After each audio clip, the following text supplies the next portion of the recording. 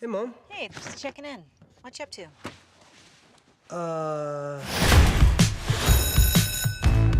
Adam Johnson. Adam? You know Adam's missing, right? All right, kids aren't coming to school. It happens all the time. I don't know if you were paying attention to roll call, but he's not the only one that's gone. You're nuts. This is my son, Charlie, and his girlfriend. Hi. So Jerry is our new neighbor. Hey.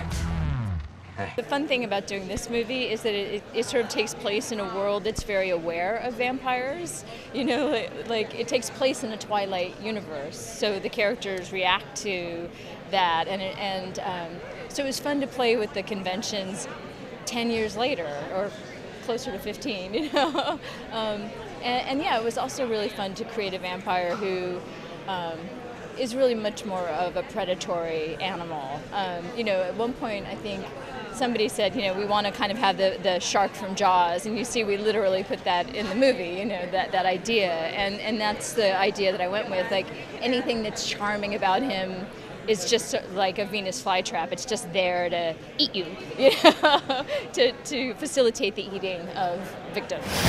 Now listen to me. We graphed up all the disappearances. That's you right there in the center next to his house. I really hate to be the one to tell you this, but that guy, your neighbor? Jerry. Yeah, he's a vampire. That is a terrible vampire name, Jerry. The fun part is, again, you know, I like a movie where the character is acting the way you feel like you would act in that situation. So it made a lot of sense for him to be skeptical for a very long time, you know, for him to really fight what was happening. And it's really fun to go on that journey with him. So yeah, it was great to write. It's always good when a character's journey is really clear. And as Anton said, it's pretty clear in this one. I think the end is more me. I think the inner, the knight in shining armor, it's inside. Yeah, the beginning it's you're not kind on of the a outside. douchebag, Dave. Such a You're douchebag. so mean to And I me. wanted to play it up as much as possible because that's the great transformation, is from someone that is a complete douchebag, dickhead, pompous prick, to someone that actually knows what he values and what he cares about and is willing, most importantly, to sacrifice his life, everything he has, to protect those that he cares about.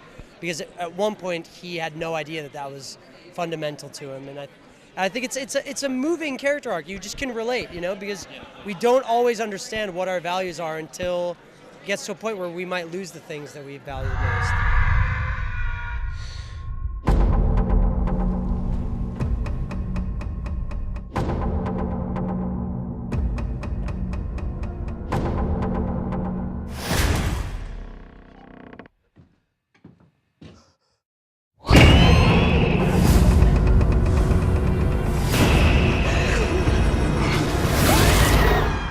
Are you excited to play Odd Thomas, by the way? Very excited. We've been doing that. I just flew in, shot yesterday, flew in today. Very excited. It's been great. It's been great. Great experience. Odd Thomas has been great. We want to do a sequel, but everyone's super busy right now, so we don't know if we're going to get around to it quite yet. I really want to do it, and I know everybody else does, but we'll see. See what happens. Action scenes next time? Star Trek? Hopefully, You gotta get out hopefully I there. have something more than a clipboard. They gave you know? John a sword. You gotta have I something. gave John a sword, and I had a pocket calculator. Very exciting. Don't look at me. I was not in that movie. I don't know. What? Sorry, I was, Is that what you did in the movie? Is that what you're acting? yeah. That's all. Actually, it was more like.